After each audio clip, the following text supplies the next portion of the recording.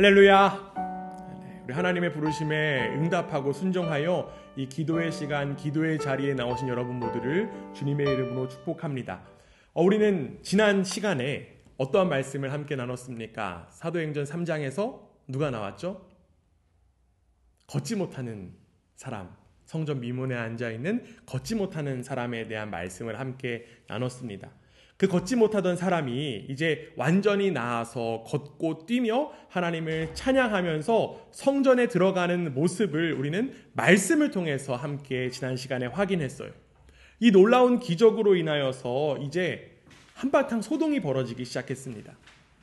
일어난 사람이 누구인지를 아는 사람들은요, 이 일로 인하여서 크게 놀라게 된 거예요. 결국 그곳에 있던 베드로와 요한, 그리고 그 기적을 경험한 사람이 있는 솔로몬의 행각으로 사람들이 몰려오기 시작했습니다. 베드로는 사람들이 자신에게 몰려오는 모습을 보게 되었어요. 그리고 그는 이 사람들을 향하여서 말씀을 선포하기 시작했습니다.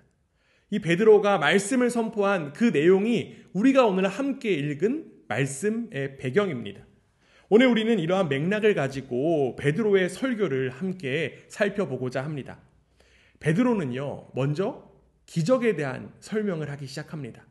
오늘 우리가 함께 읽은 말씀 12절 말씀인데요. 다시 한 번 더 함께 읽습니다. 시작. 베드로가 이것을 보고 이스라엘 사람들아, 이 일을 왜 놀랍게 여기느냐? 우리 개인의 권능과 경건으로 이 사람을 걷게 한 것처럼 왜 우리를 주목하느냐? 지금 베드로는요, 이 일어난 사건, 즉 거지 안진뱅이가 일어나서 하나님을 찬양하고 기뻐 뛴 그 사건을 다루면서 그 의미에 대한 지금 설명을 하고 있습니다. 사실 베드로의 입장에서 보면요, 이 사건을 통해서 베드로는 사람들의 주목을 받을 수 있는 그러한 기회를 얻게 되었습니다. 왜냐하면 그 당시에는요, 기적을 통하여서 인기몰이를 하는 사람이 굉장히 많았어요. 물론 지금도 마찬가지이기도 하지만 그 당시에는 더욱더 많았다고 이야기합니다. 특별히 사도행전에 보면 13장에 바예수라고 하는 사람이 있었는데, 바예수라고 하는 사람은 마술사였어요. 그래서 그에게는 신기한 능력이 있었고 그 능력으로 사람들의 병을 고치는 그러한 일들도 일어났습니다. 그래서 사람들이 그 바예수라고 하는 사람들을 따라다녔다라고 하는 그러한 기록도 있습니다. 그렇기 때문에 능력 있는 누군가처럼 그 주목을 받을 수 있는 기회가 지금 누구에게 주어졌죠? 베드로에게 주어진 거예요. 아마도 사람들은 이러한 능력을 가진 사람으로서 베드로를 우러러 보았을 것입니다. 그런데 여러분, 지금 베드로의 관점은 그렇지 않습니다. 베드로는 사람들이 자신을 그렇게 볼 수 있다라고 하는 사실을 간파하고 오히려 이 사건에 대해서, 이 기적의 사건에 대해서 분명하게 이야기합니다. 지금 우리가 함께 읽은 이 12절의 맨 마지막 뭐라고 지금 이야기합니까? 왜 우리를 주목하느냐? 왜 우리를 주목하느냐? 결국 베드로는요, 이 사건이 자기가 한 일이 아니다라는 사실을 밝혔습니다. 자신을 주목하게 하지 않는 이 베드로의 외침, 이 베드로의 외침은요, 우리 그리스도인의 모습, 우리의 모습을 한번 돌아보게 합니다. 어떤 의미냐면요, 그리스도인이 된다라고 하는 것, 여러분들이 다 그리스도인이 되었잖아요. 그리스도인이 된다라고 하는 것은 어떤 사람 누군가에 의해서 되는 것이 아니기 때문에 그렇습니다. 간혹 이런 이야기를 하는 분들도 계세요. 누가 누구를 회심시켰대. 누가 누구를 만나서 하나님 믿게 되었대. 물론 사람들은 서로를 설득할 수 있습니다. 또한 사람을 설득해서 교회에 등록하게 할 수 있어요. 그런데 여러분, 이것이 회심일까요? 회심은 아닙니다. 어떤 사람도 한 영혼을 변화시키거나 거듭나게 하거나 또는 영적으로 죽은 사람에게 생명을 줄 수도 없습니다. 인간은 단지 도구로 사용될 뿐이에요. 그렇기 때문에 베드로는 왜 우리를 주목하느냐라고 이야기한 것입니다. 그런데 여러분, 안타깝게도 앞서 이야기한 것처럼 사람들의 관심은 어디 있습니까? 어떻게 이러한 일이 일어났을까에 대한 법칙들, 그리고 이론들에 더욱더 관심이 많습니다. 이렇게 하면 기적을 일으킬 수 있습니다. 이렇게 하면 사람이 변화될 수 있습니다. 라고 하는 이야기가 난무해요.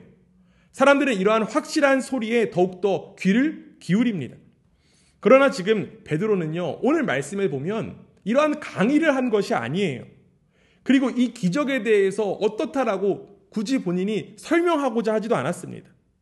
사람들의 관심은 기적이 일어난 원인 그리고 법칙에 있었을지는 모르겠지만 베드로는 지금 기적을 변호한 것이 아닙니다. 이처럼 성경은요, 기적을 변호하는 책이 아닙니다. 성경은 단지 기적이 일어났다고 말할 뿐이에요. 성경은 우리에게 기적을 보여주고 나타낼 뿐입니다. 마찬가지로 베드로는 단지 기적을 드러내는 것밖에 없었다라는 사실을 지금 이야기하고 있는 거예요. 우리 사랑하는 교회 여러분, 변화나 기적의 그 법칙과 이론 그리고 설명, 소개에 귀를 기울이지 않으시기를 부탁드립니다. 우리의 지성으로 기적을 다 이해하려고 하기보다 우리에게 필요한 것은 바로 기적 앞에 겸손히 엎드리는 것밖에 없음을 믿습니다. 베드로는 기적이 가리키는 것이 무엇인지에 대해서 차근차근 하나씩 이야기하기 시작합니다. 오늘 함께 읽은 13절 말씀 우리 함께 읽습니다. 시작. 아브라함과 이삭과 야곱의 하나님 곧 우리 조상의 하나님이 그의 종 예수를 영화롭게 하셨느니라. 너희가 그를 넘겨주고 빌라도가 놓아주기로 결의한 것을 너희가 그 앞에서 거부하였더니. 기적에 대해 지금 베드로의 설교, 베드로의 그 설명에는요 특이한 점이 있어요. 그는 분명히 거지 안진뱅이를 향해서 뭐라고 외쳤습니까? 나사렛 예수 그리스도의 이름으로 일어나 걸으라 라고 외쳤어요. 그렇기 때문에 지금 베드로가 누구에 대해서 이야기를 해야 마땅합니까? 예수님에 대한 이야기를 해야 당연하다, 마땅하다라고 우리는 생각할 수 있습니다. 그러나 지금 베드로는 예수 그리스도에 대한 이야기를 꺼내지 않았습니다. 지금 베드로는 어떤 이야기를 하고 있냐면 아브라함과 이삭과 야곱의 하나님에 대한 이야기를 꺼냈어요. 베드로가 이 기적에 대한 이야기를 하면서 왜 아브라함과 이삭과 야곱의 하나님에 대한 이야기를 꺼냈던 것일까요? 여러분, 기독교의 시작은요, 기독교는 예수 그리스도에서부터 시작되는 것이 아니죠. 우리는 반드시 하나님으로부터 시작해야만 합니다. 성경 전체의 메시지는 하나님으로부터 시작해요. 그런데 많은 사람들이 착각하죠. 복음이 뭐예요? 복음에 대해서 이야기를 하면 복음? 예수 그리스도만 이야기하면 돼 라고 생각하는 경향들이 있습니다. 단지 예수 그리스도께로 나오면 돼, 예수 그리스도 믿으면 돼, 이렇게 이야기하면 복음이 끝이다, 전부다라고 여기는 사람들이 간혹 있어요. 그러다 보니 예수 그리스도로 시작해서 예수님에게서 끝나는 경우가 많습니다. 그런데 여러분, 성경은요 그렇게 이야기하지 않아요. 성경은 하나님으로부터 시작함을 이야기합니다. 베드로는 그 사실을 지금 분명하게 알았던 거예요. 그렇기 때문에 아브라함과 이삭과 야곱의 하나님을 지금 먼저 꺼내서 이야기한 것입니다. 우리가 잘 알고 있는 사도 바울도요, 지금 베드로와 똑같은 그러한 고백을 하는 장면을 확인할 수 있습니다.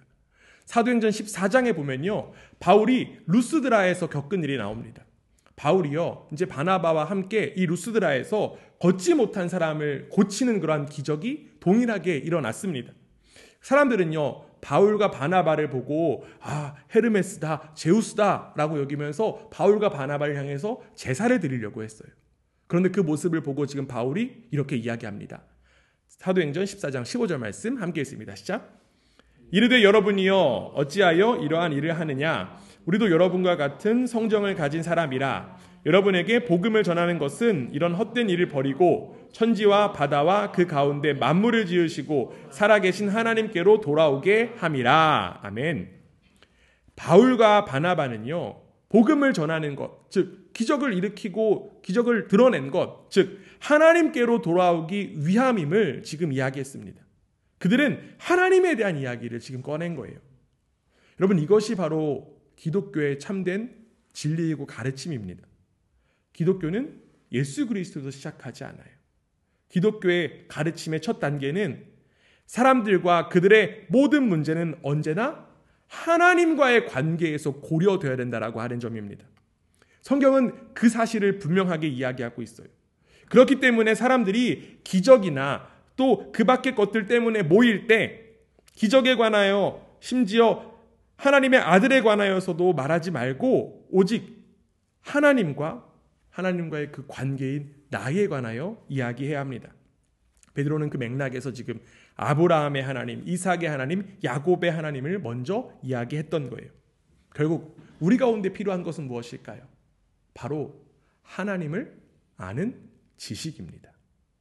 17세기에 위대한 수학자 파스칼이 있었어요. 여러분 한 번씩 다 들어보셨을 것 같습니다. 이 파스칼이 학문적으로 굉장히 뛰어난 사람이었습니다. 그런데 그가 어느 날 하나님에 관하여서 엄청난 체험을 하기 시작했어요. 그리고 그는 이러한 고백을 합니다. 나는 철학자들의 하나님이 아니라 아브라함과 이삭과 야곱의 하나님을 만났다. 우리는 파스칼의 이 고백에 시선을 모을 필요가 있습니다.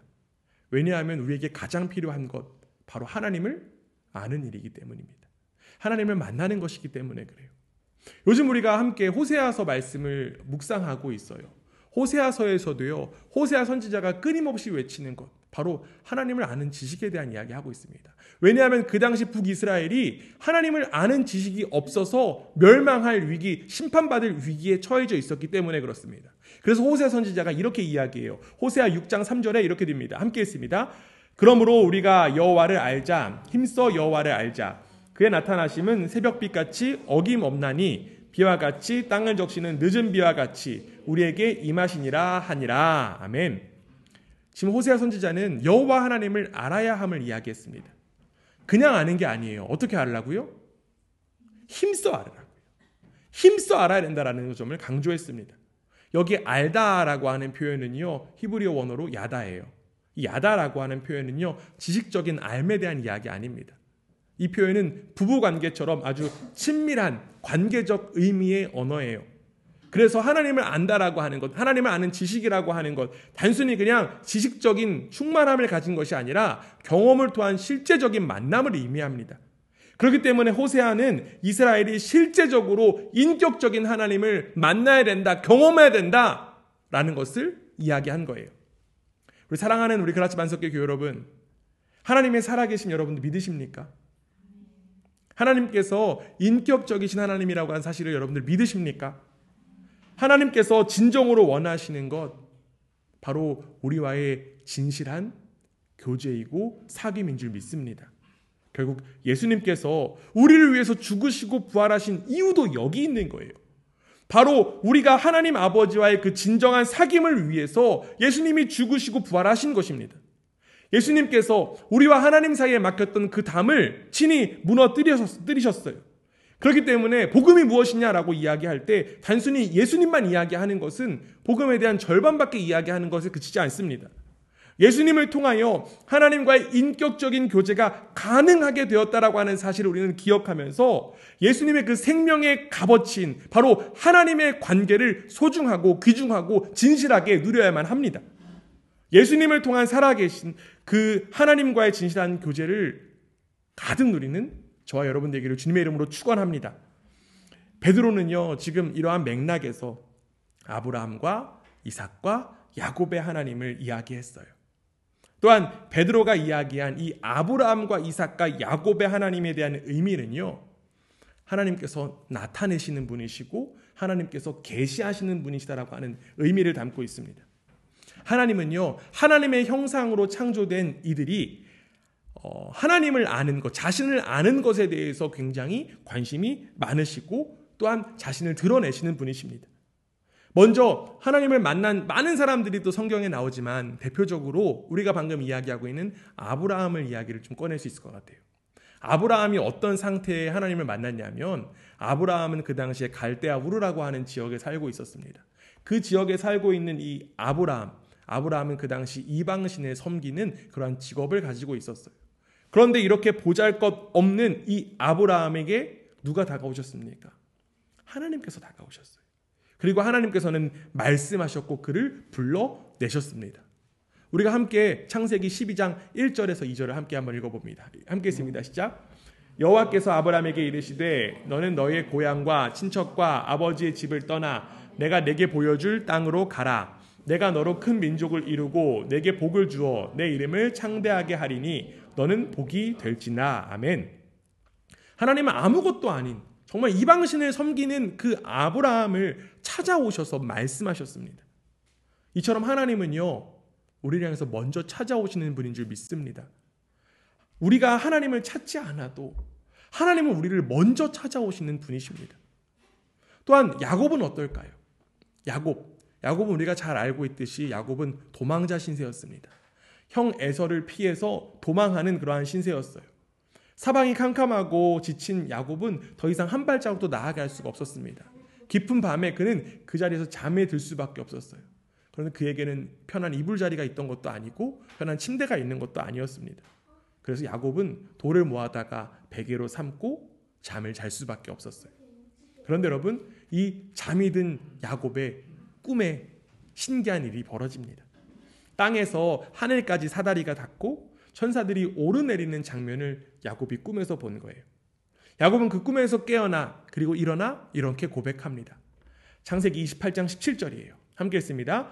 이에 두려워하여 이르되 두렵도다. 이곳이여 이것은 다름 아닌 하나님의 집이요 이는 하늘의 문이로다 하고, 하나님은 야곱에게 말씀하셨고 야곱은 살아계신 하나님을 경험할 수 있었어요. 그 당시 야곱의 상태가 어땠다고요? 단순히 도망자였습니다. 그는 사기꾼에 불과했어요. 그러나 이 야곱을 하나님께서 찾아오셨고 하나님은 이 야곱과 만나주셨습니다. 성경의 이야기는 하나님께서 은혜가 충만하고 무한한 자비가 있으신 분이셔서 우리를 향해서 베일을 걷고 스스로 찾아오시고 나타내 주시는 하나님이라고 하는 사실을 성경은 이야기합니다. 이렇게 살아계신 하나님을 직접 경험한 이들, 이후의 삶에서 어떤 모습으로 살아가게 될까요? 그들의 삶 가운데 어려움이 있을까요? 없을까요? 있죠. 그렇죠? 아무리 하나님을 만났다고 해도 그들의 삶 가운데는 어려움이 분명히 있고 고난도 있습니다. 그러나 어려움이 자신의 앞에 닥치게 될 때 그는 그 일을 혼자 감당하지 않습니다. 그들의 삶 가운데 대적하는 이들이 있을 때 그들은 그 모든 일을 스스로 해결하려고 하지 않습니다. 그들을 찾아오시고 그들을 알려주시며 만나주신 하나님을 향하여서 그들은 말했습니다. 하나님께 자신이 처한 상황과 형편에 관하여 그리고 무엇보다 하나님의 약속에 관하여 하나님께 이야기했습니다. 여러분, 이것이 무엇일까요? 바로 기도예요. 이것이 기도입니다. 이처럼 하나님은 우리에게 다가오셔서 자신을 나타내 주시고 우리가 하나님을 향해서 부르짖고 고백할 수 있게 하시는 하나님이십니다. 즉 우리가 기도할 수 있는 하나님이라고 하는 사실이에요. 우리도 아브라함과 이삭과 야곱처럼 하나님과 깊은 사귐의 교제를 나눌 수 있는 축복이 허락되었습니다. 우리도 하나님께 이야기할 수 있어요. 우리가 하나님과 함께 할 수 있습니다. 그리고 하나님께 우리도 귀를 기울일 수 있습니다. 바로 이 아브라함과 이삭과 야곱의 하나님께 말입니다. 성경은 아브라함과 이삭과 야곱의 하나님을 온전히 누린 그 인물 하나를 또 소개합니다. 여러분들도 하나님과의 사귐을 충만하게 누리고 싶으시겠지만 성경 가운데 또 하나님과의 만남, 하나님과의 사귐을 깊이 누린 한 사람을 또 소개하고 있는데요. 그 사람은 바로 모세였습니다. 출애굽기 3장에 보면 하나님께서 모세에게 나타나심을 우리는 확인할 수 있어요. 하나님은 모세를 향해서 신을 벗고 가까이 오지 말라라고 말씀하셨습니다. 그리고는 이러한 말씀을 덧붙이세요. 출애굽기 3장 6절입니다. 함께 했습니다. 또 이르시되 나는 내 조상의 하나님이니 아브라함의 하나님, 이삭의 하나님, 야곱의 하나님이니라. 모세가 하나님 배웠기를 두려워하여 얼굴을 가리매. 하나님께서 지금 자신에 대해서 뭐라고 말씀하시냐면 나는 아브라함의 하나님, 이삭의 하나님, 야곱의 하나님이다 라는 것을 밝히셨습니다. 그래서 지금 모세가 어떻게 했습니까? 두려워서 얼굴을 가려요. 하나님 보기 두려웠던 것입니다. 그러자 하나님은 모세를 향해서 또 이렇게 덧붙이십니다. 3장 7절이에요. 함께 읽습니다. 시작. 여호와께서 이르시되 내가 애굽에 있는 내 백성의 고통을 분명히 보고 그들이 그들의 감독자로 말미암아 부르짖음을 듣고 그 근심을 알고. 지금 하나님께서 뭐라고 말씀하시냐면 이스라엘의 그 고통을 보시고 이스라엘의 부르짖음을 들으셨다라는 말씀하십니다. 이처럼 하나님은 하나님의 백성에게 관심 갖고 계세요. 하나님의 자녀들에게 관심 갖고 있으십니다. 우리의 아픔과 슬픔과 고통을 하나님께서는 그냥 지나치시는 분이 아니라 그 가운데 함께 하시는 하나님이라고 하는 사실이에요. 그리고 여러분, 이 하나님은요, 우리의 고통과 아픔 그리고 슬픔과 고난 속에서 관심만 가지신 분이 아니라 그 고통을, 그 아픔을 친히 해결하시는 분인 줄 믿습니다. 이어지는 출애굽기 3장 8절에 이렇게 되어 있어요. 함께 읽습니다. 시작. 내가 내려가서 그들을 애굽인의 손에서 건져내고 그들을 그 땅에서 인도하여 아름답고 광대한 땅, 젖과 꿀이 흐르는 땅, 곧 가나안 족속, 헷 족속, 아모리 족속, 브리스 족속, 히위 족속, 여북수 족속의 지방에 데려가려 하노라. 하나님께서 친히 고통받는 이스라엘 백성들 속에 어떻게 하신다고요? 뛰어드신다고요. 내가 내려가서 뛰어드신다고요. 이렇게 하나님은 단지 관심만 가지시고 바라보시는 것뿐만 아니라 하나님은 뛰어드시는 분이세요. 우리의 삶의 자리에 하나님은 직접 관여하시고 뛰어드시는 분이십니다. 하나님은 개입하시는 분이시고요. 하나님은 내려오시는 분이십니다. 결국 오늘 본문 속의 베드로도 지금 이 부분을 강조하는 거예요. 아브라함의 하나님, 이삭의 하나님, 야곱의 하나님에 대한 이야기를 하면서 이 기적을 하나님께서 친히 개입하셔서 이루셨다라고 하는 사실을 지금 베드로는 이야기하고 있는 것입니다. 하나님께서는 왜 이렇게 우리의 삶, 하나님 백성들의 삶에 개입하시고 내려오시고 뛰어드시는 것일까요? 왜냐하면 하나님은 약속의 하나님이기 때문에 그래요. 하나님께서 이미 그렇게 하시겠다고 약속하셨기 때문입니다. 그리고 하나님은 그 약속을 직접 실현하시는 신실하신 하나님이시기 때문에 그렇습니다. 그렇다면 여러분, 하나님께서 어떤 약속을 하셨을까요? 우리가 아까 읽었던 창세기에 아브라함을 만나는 그 하나님의 모습, 그 속에서 하나님의 약속을 우리는 찾아볼 수 있습니다. 창세기 12장 3절인데요. 함께 읽습니다. 시작. 너를 축복하는 자에게는 내가 복을 내리고 너를 저주하는 자에게는 내가 저주하리니 땅의 모든 족속이 너로 말미암아 복을 얻을 것이라 한지라. 아멘. 하나님은 아브라함을 찾으셔서 축복의 약속을 지금 허락하셨습니다. 그리고 그 언약의 약속은 아브라함 다음 대인 이삭, 그리고 그 다음인 야곱까지 이어질 수 있게 되었습니다. 베드로가 아브라함과 이삭과 야곱의 하나님을 말하는 것도 지금 이 때문인 거예요.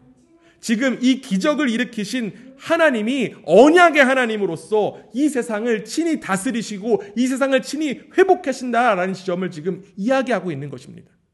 즉 베드로가 이야기하는 것은 바로 아브라함과 이삭과 야곱을 통해서 내려오는 그 언약의 하나님이 지금 여기에 여러분들과 함께 하시는 하나님이시다라고 하는 사실을 강조했던 거예요. 시대를 건너뛰고 세대를 뛰어넘으시는 그 하나님의 언약이 바로 베드로의 설교를 듣는 그 자리, 그 시대, 그 세대까지 이어지게 되었고, 더 나아가 그 언약이 바로 저와 여러분에게도 이어지고 있는 줄 믿습니다. 자신을 드러내시고 자신의 뜻과 방식으로 세상을 다스리시는 하나님의 역사가 바로 저와 여러분에게 지금 여기에 허락된 축복인 줄 믿습니다. 그리고 하나님의 언약이 누구를 통해서 절정에 이르게 되었을까요? 하나님의 약속은 누구를 통해서 가장 절정에 이르게 되었을까요? 바로 예수 그리스도입니다. 예수 그리스도를 통하여서 하나님의 언약은 진정한 성취가 됩니다. 베드로는 그 사실을 이제 이야기하는 거예요. 오늘 우리가 함께 읽은 3장 16절 말씀, 사도행전 3장 16절 함께 읽습니다. 시작. 그 이름을 믿음으로 그 이름이 너희가 보고 아는 이 사람을 성하게 하였나니 예수로 말미암아 난 믿음이 너희 모든 사람 앞에서 이같이 완전히 낫게 하였느니라. 아멘. 하나님께서 친히 보내신 이 예수 그리스도로 인하여서 하나님의 그 다스림의 언약, 약속이 성취되었다라는 사실을 지금 이야기합니다.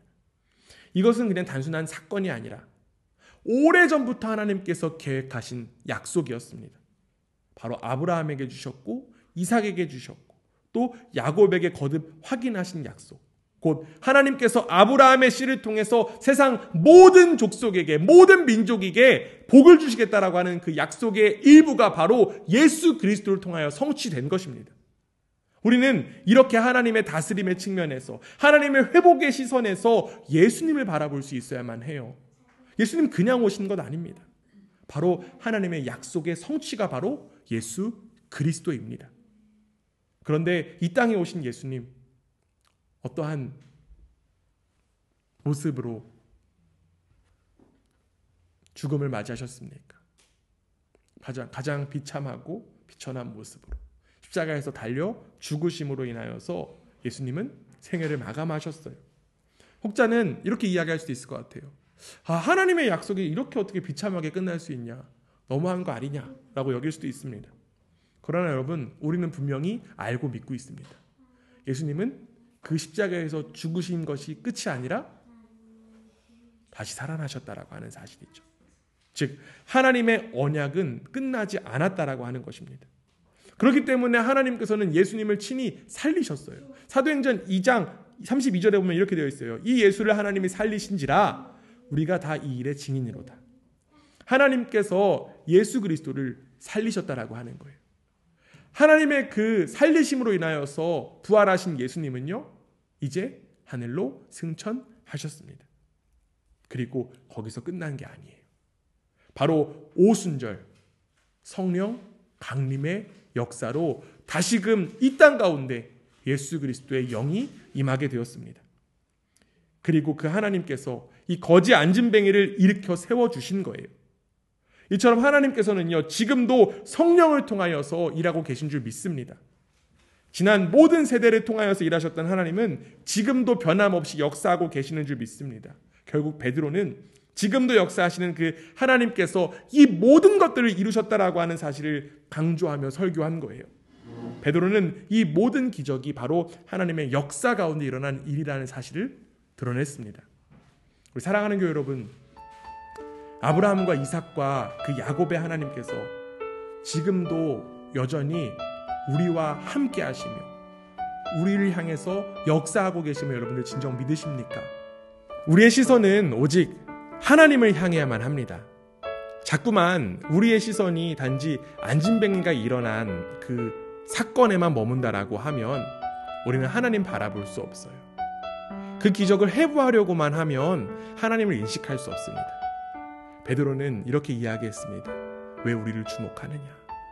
사람을 바라보는 것이 아니라, 기적을 바라보는 것이 아니라 가장 근원 되시는 그 하나님을 바라보는 우리 모두가 되기를 원합니다. 바로 자신의 계획을 온전히 성취하시는 그 하나님께 우리의 시선을 모아야만 합니다.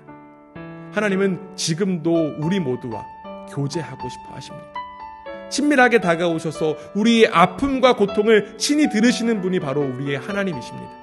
그리고 그 모든 것 속에 함께 하셔서 하나님의 뜻을 온전히 이루시는 분이 바로 우리가 믿는 하나님입니다. 결국 우리가 함께 할 기도는 내 방식과 내 뜻대로 내 소원을 이루는 그런 기도가 아니라 모든 것을 계획하시고 모든 것을 이끄시는 하나님을 알고 누리는 기도가 되어야만 합니다. 예수 그리스도를 통하여 허락된 하나님과의 그 진실한 관계, 그 교제를 기도를 통하여 누리는 저와 여러분 되기를 주님의 이름으로 간절히 원합니다. 지금 이 순간 우리와 함께 하시는, 지금 이 순간 나와 함께 하시는 그 하나님 앞에 내 모든 것들 내려놓고 진실함으로 나아가는 우리 모두가 되기를 원합니다. 우리가 하나님께 진실하게 나아간다라고 하면 우리를 먼저 찾아오신 하나님은 우리를 더욱더 반갑게 맞아주실 것을 믿습니다. 아브라함의 하나님, 이삭의 하나님, 야곱의 하나님, 또 모세의 하나님이 바로 저와 여러분의 하나님인 줄 믿습니다.